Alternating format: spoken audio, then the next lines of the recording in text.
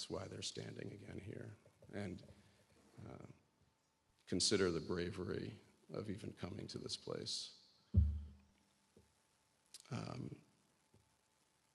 Mass shootings are a very destructive thing. They destroy families, they destroy communities, they divide communities,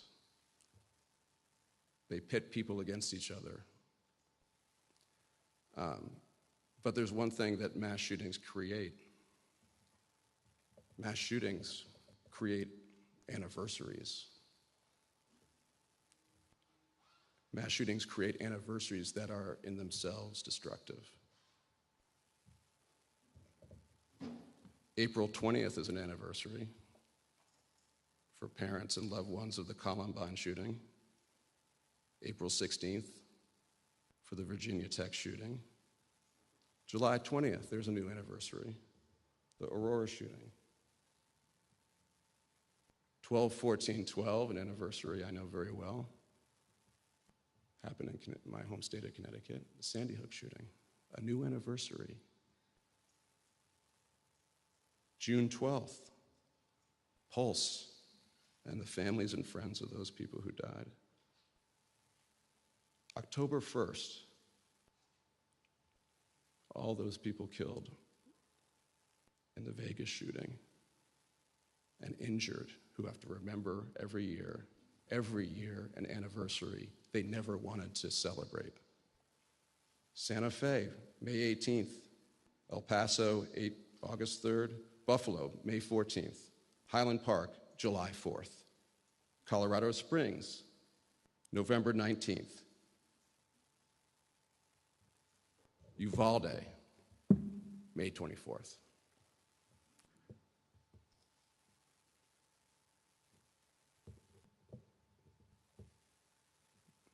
You can say a lot of things about the law enforcement response in this case, and very few of them will be good. But one thing you can't say is that they caused this shooting. You cannot say they caused this shooting.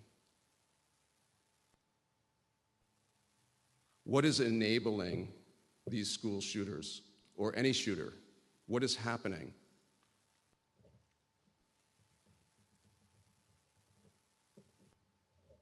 These were the last lines of defense for these children, but they were failed long before the shooting. They're failed. We're failing children.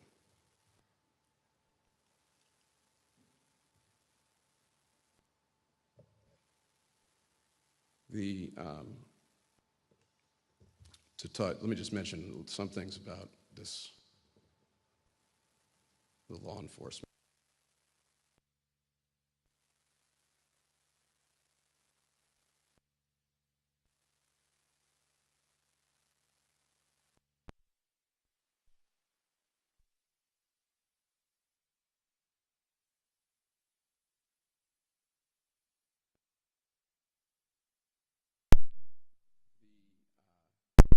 The city of Uvalde was there. The county was there. The Department of Homeland Security was there. The Border Patrol was there. The state of Texas was there. The DPS was there. Marshals were there. DEA agents were there. Literally, if you can name an agency with a law enforcement, they were there. And at the end of the day,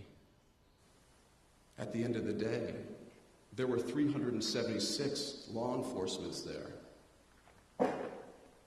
And what was this battle that they were fighting in this elementary school?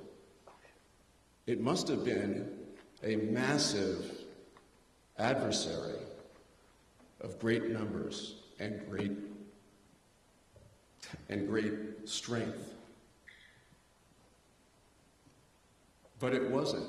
It was a kid, it was an adolescent. An adolescent who was a small, growing adolescent. If he weighed 140 pounds soaking wet, I'd be surprised. 376 at the end of the day to 1. 376 to 1. On paper, it should have been no contest. So what happened? But for 77 minutes, how did this kid hold back 376 heavily armed, trained law enforcement agents? Maybe it just turns out that if a kid has a military weapon, the military weapon, the AR-15, and get access to it easily, maybe it's just not that simple to stop a kid like that. Of course, they didn't give themselves a chance, these 376 officers. And by the way, let's be clear. Of the 376 officers, not all of them failed to do their job, okay? And there was a collective failure here.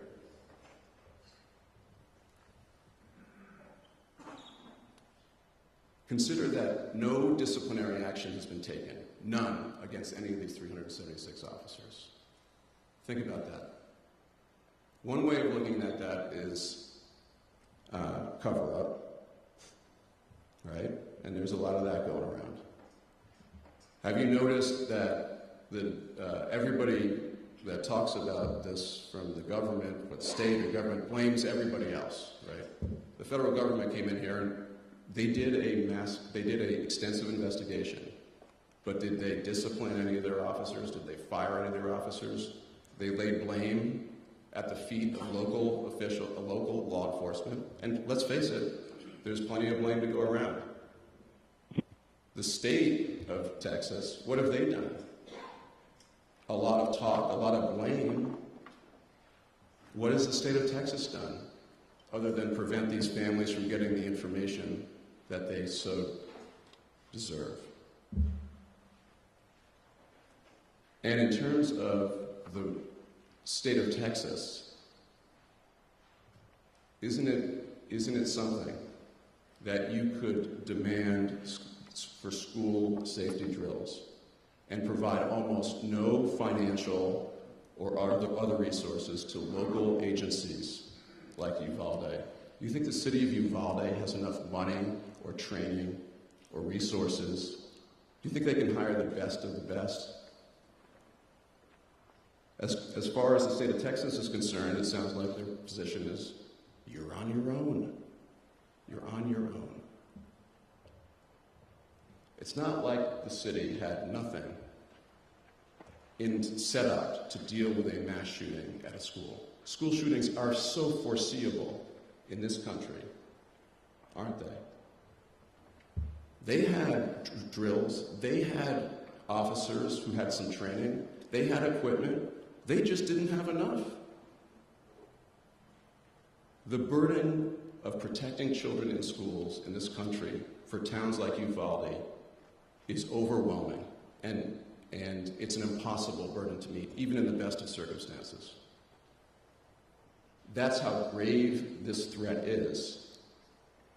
So how can the state provide such little help and at the same time open the gun barracks to kids like 18-year-old kids and allow them to get AR-15s at the same time? If you want it, that's fine. That's a decision that every state has to make. And at the same time, where's the burden? Where's the burden lying? You know what? This has done terrible things to this community. In addition to these families, so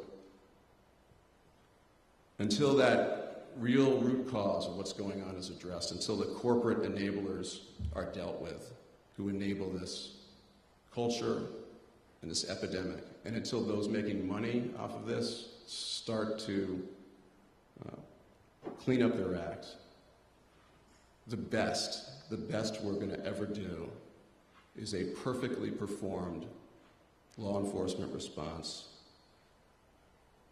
a Band-Aid that may importantly save lives, but is only the last failure in a long line of them for the children in this country. And it is too late for the children of these families. What do you do in the aftermath of something like this? There's no playbook for that. There's no playbook for the emotions. There's no playback for the strain. There's no playbook for how a community deals. And that's why I think, and these families know, there have been some massive, massive problems trying to reconcile and reckon with what happened almost 2 years ago. People are in a state of shock. And the town has, with its threadbare budget, has to deal with it. And they have not dealt with it well. The city has not dealt with this well. No, in terms of the accountability, no discipline.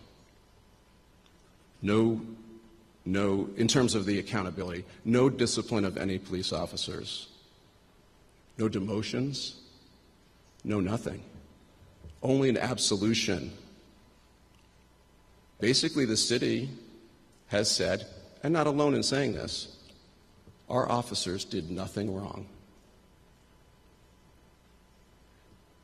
If their officers did nothing wrong, and the rest of the 376 officers did nothing wrong, then what does that say about the threat?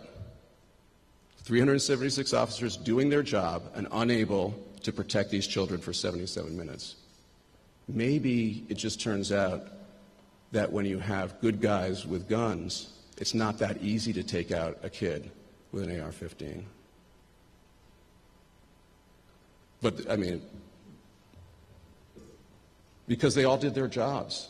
So what does that tell you about the attitude of state and federal governments and local governments? You're really on your own.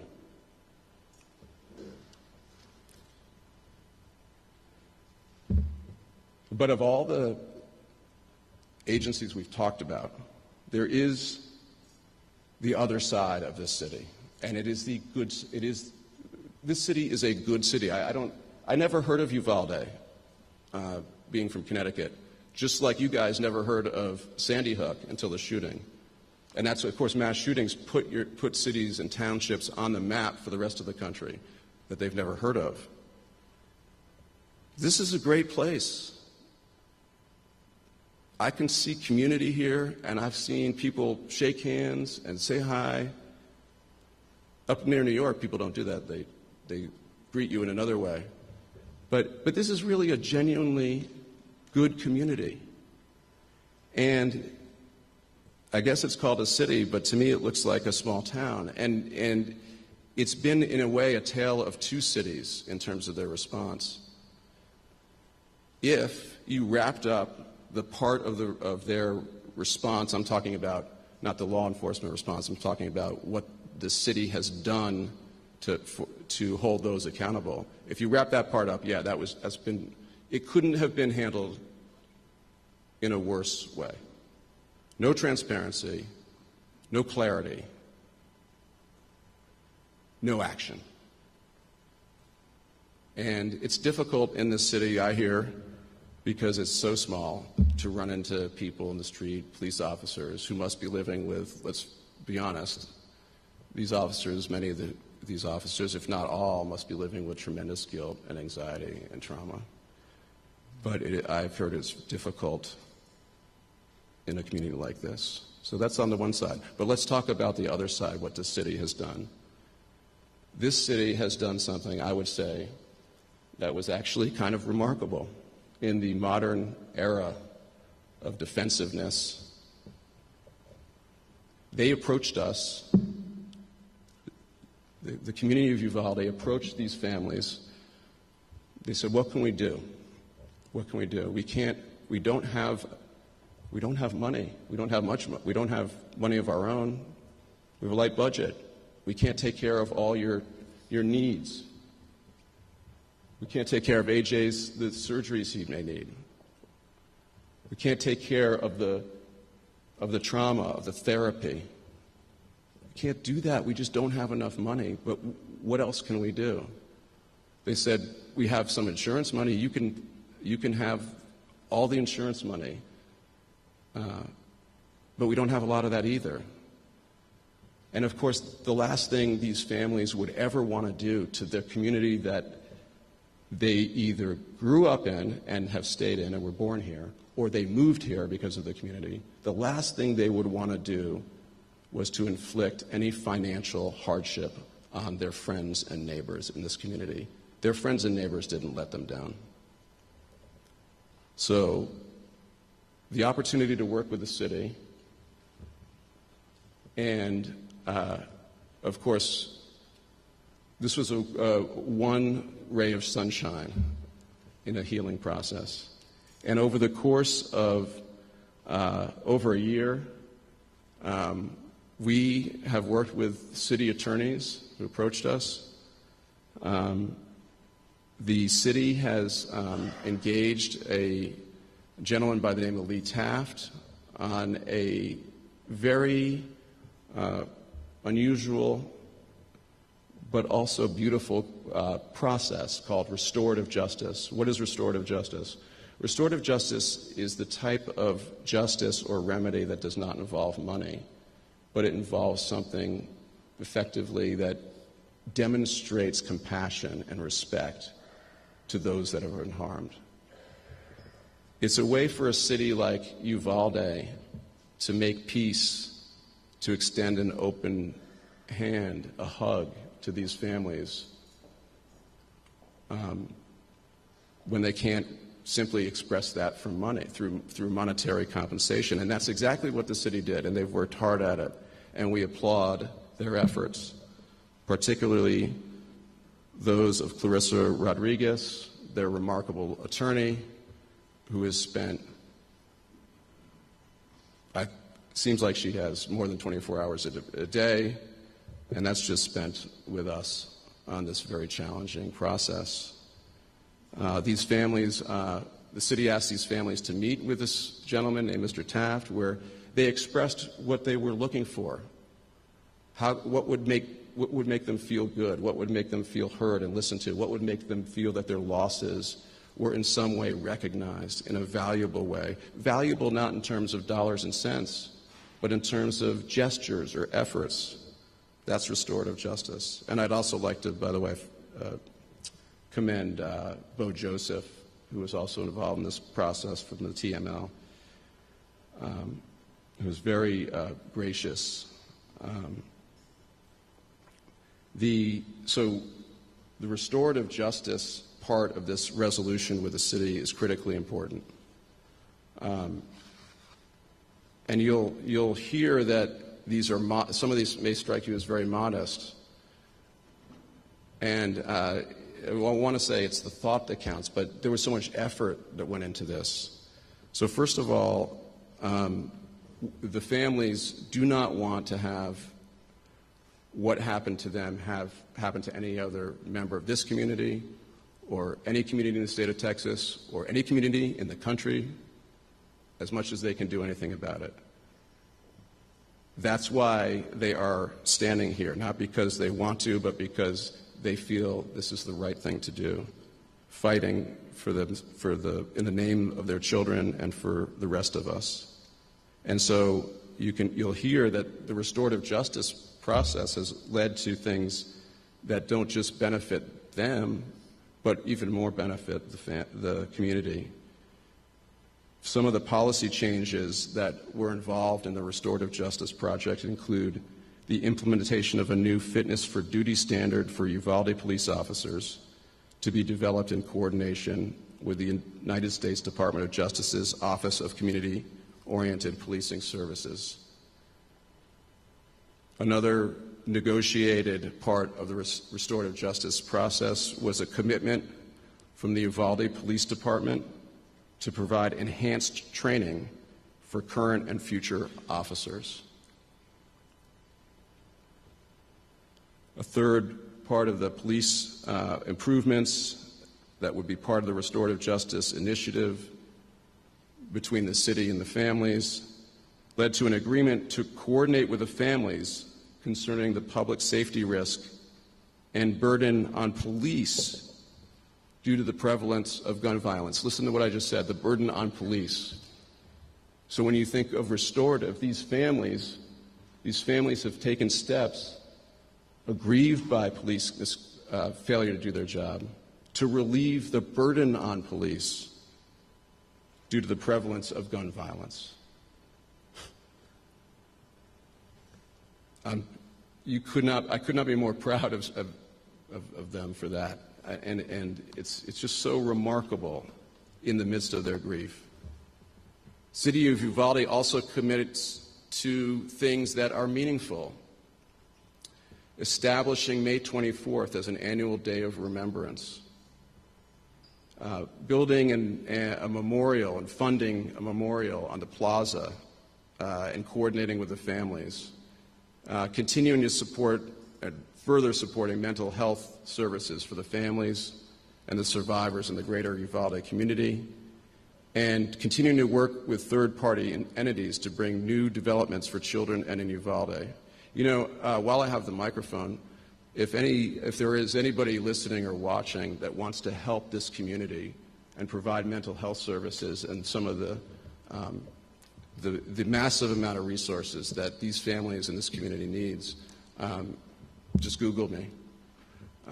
And also, if there's a architect or who are the people who make structure? The people who build statues. What do you call those people? Sculptors? I don't know. Who would build a memorial? An architect? Or I want one of those people too. Is that right? Well, I think it should. Don't you think this should be like an audition? They should have to supply their schematics. Somebody should want to build a memorial here in Uvalde for these people. We'll take any applicants who wants to do that pro bono, because again, there's not enough money in this city. That even trying to honor mass shooting families and those affected by that in a city like Uvalde, and let's face it, most cities and townships in America, you can't do that effectively because there's not enough money.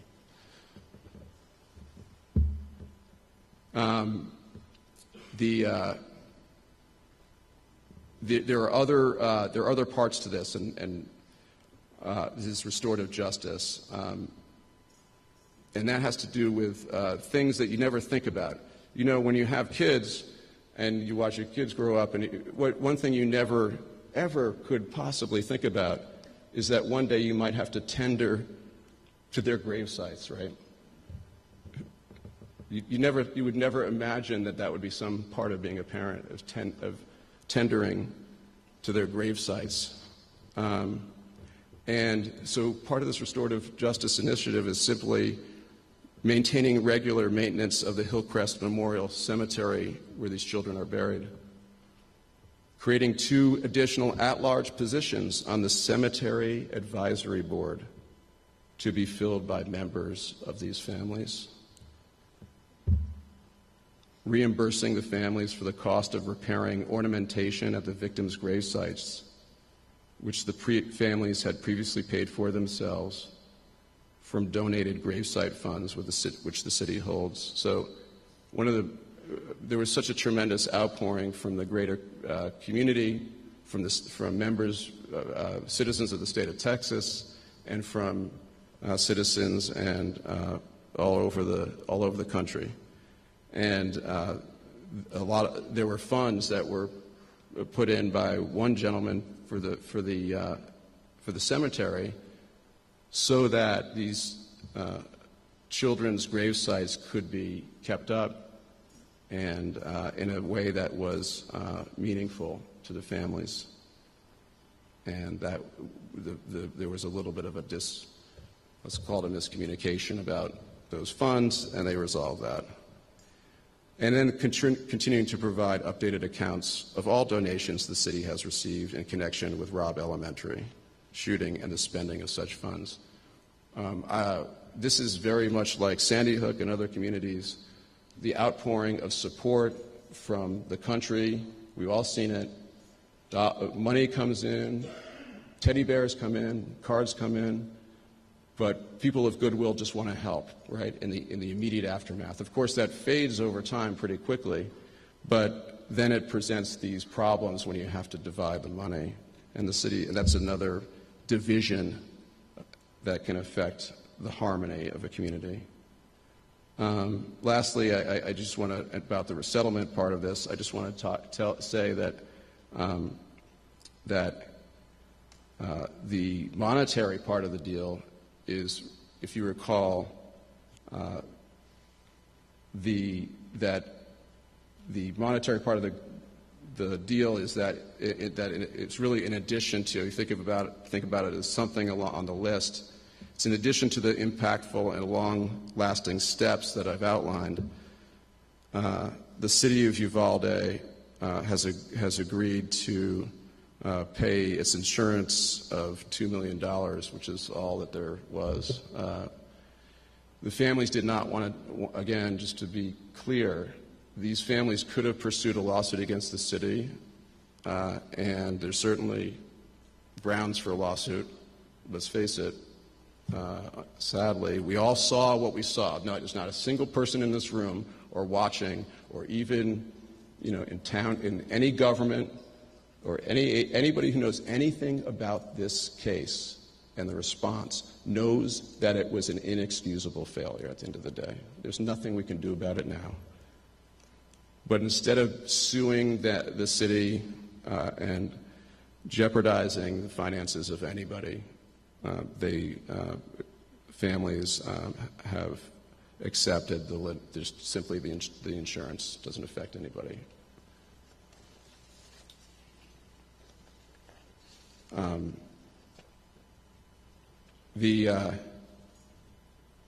This is on the settlement end of things, and I should just mention that obviously a case this complicated with so many parts to it, we've been talking a lot about the after part, effectively. What happens in the response, right? We're all talking about the response. That focus accepts that the shooting happened, and that's just a small part of what you look into when you think about what the causes are. So this is simply highlighting that we've settled with the city.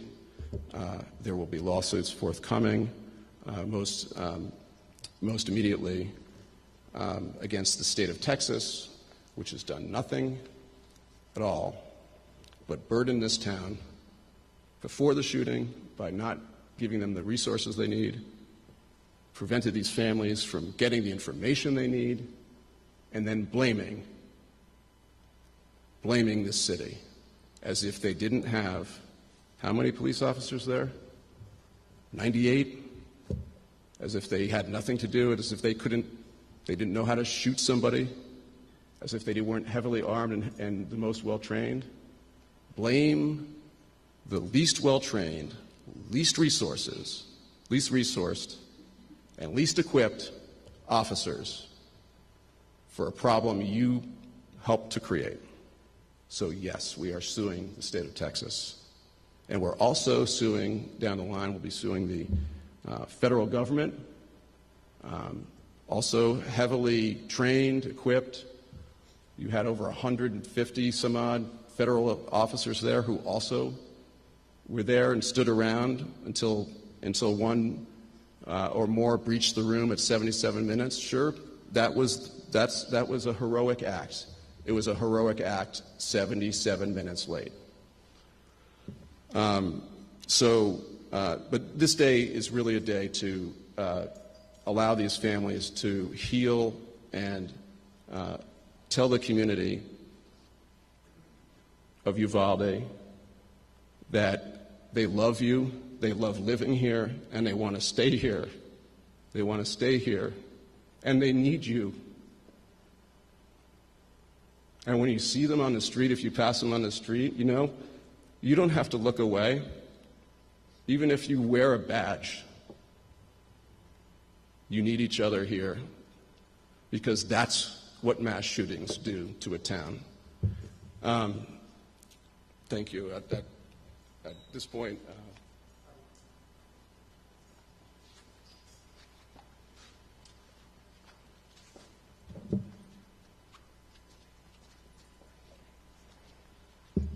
Hello. My name is Jaime Cáceres, father of Jackie Cáceres. On the way over here, I saw the sticker, which I see everywhere, is Uvalde Strong. If that was the case, this room should be filled and then some, showing their support. It's been an unbearable 2 years. We all know who took our children's lives, but there was an obvious systemic failure out there on May 24th. The whole world saw that. No amount of money is worth our lives of our children. Justice and accountability has always been my main concern. We've been let down so many times. The time has come to do the right thing. Thank you.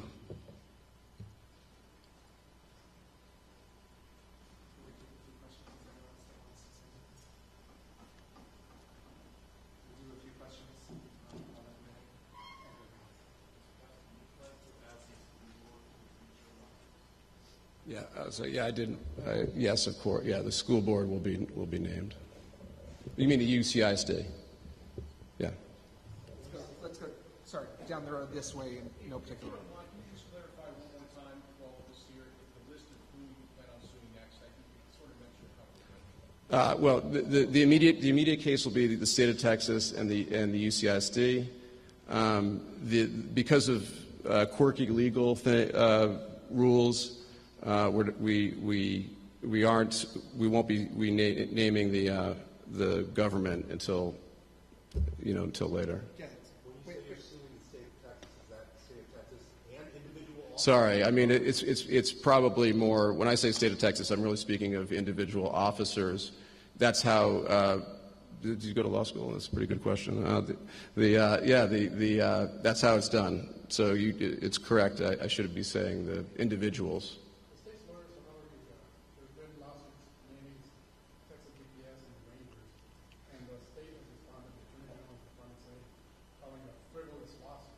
There you go. Have you guys got any talks with the state at all? No. Do you think let's put it this way: the state of Texas, unlike the city picked up the phone, reached out. But these families are members not just of the city, but they're citizens also of the great state of Texas. And no, we haven't heard from them. Yes, sir. Hello, my name is Ruben. I'm the father of 12 children, the 911 caller inside that classroom. You mentioned in your statement that the city said they simply don't have any money, correct? That's why y'all are settling? They simply just don't have the funds. Yes or no? No, that's not what I meant to say. I mean, the city doesn't have. Let's put it this way: is there anybody in this room who thinks that a single life would be worth $2 million? No, of course not. I mean, lives are priceless. So limitations, unless you, yes, sir, there are limitations.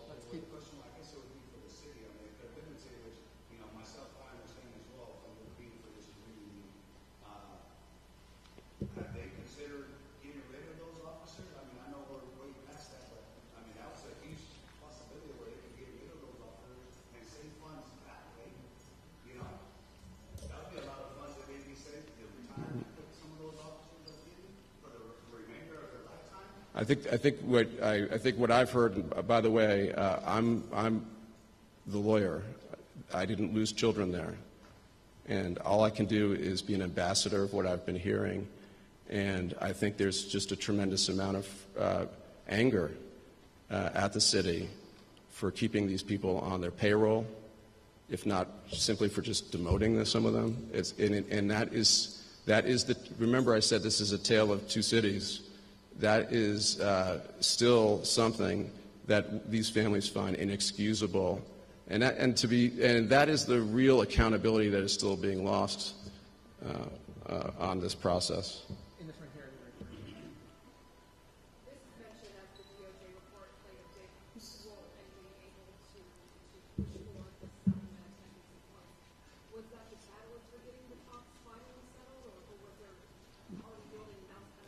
The question is whether the DOJ effectively whether the DOJ played a significant role or any role in these talks. And no, our process, the process that the city brought to us, was underway well before then.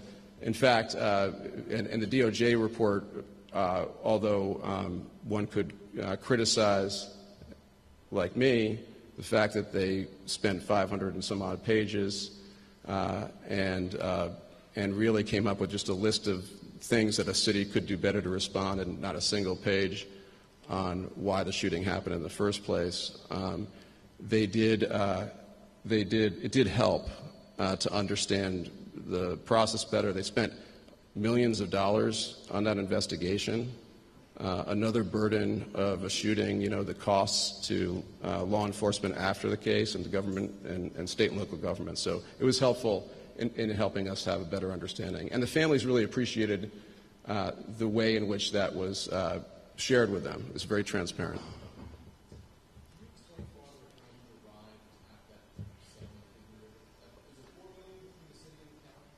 Well, the county settlement is we're still being worked on some of the details, but it's simply a matter of limitations of insurance and the families, again, not wanting to take money from the city more beyond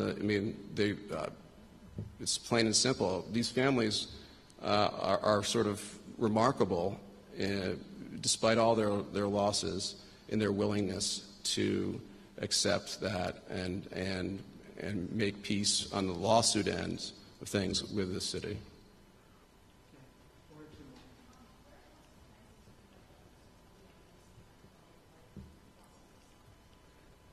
Congress has planned?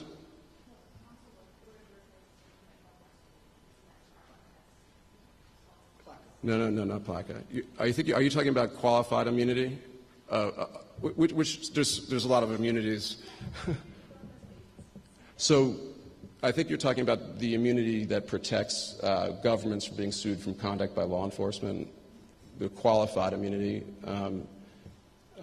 because there's also immunities that try to protect gun companies and other immunities, but qualified immunity it's just a detail that is going to be fought out in court, and we feel strongly we can beat it. Qualified immunity is an exceptionally strong immunity. So in other words, law enforcement is protected even from some very bad misconduct at times. But we think that this situation where kids, after all, are required to lock down in their classrooms, their freedom is constrained. So in this situation, we feel like qualified immunity is not applicable.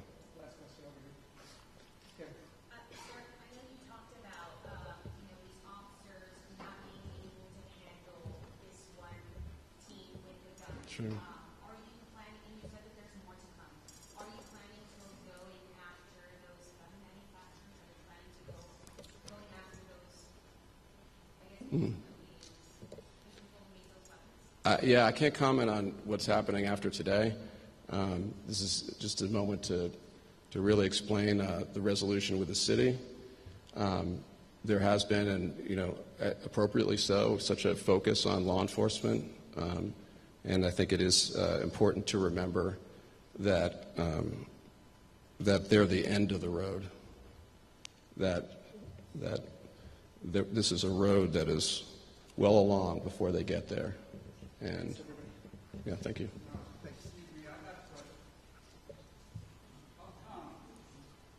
the sheriff's department has never been mentioned through any of this, he was only 3 minutes away from the shooting, and he didn't even arrive for 20 minutes after, but nobody's going after him. And why is our Yeah, that's not part. That's not. Thank you, sir. I'm sure it's a valid question, but that's not part of what we're addressing today. Thanks, everybody.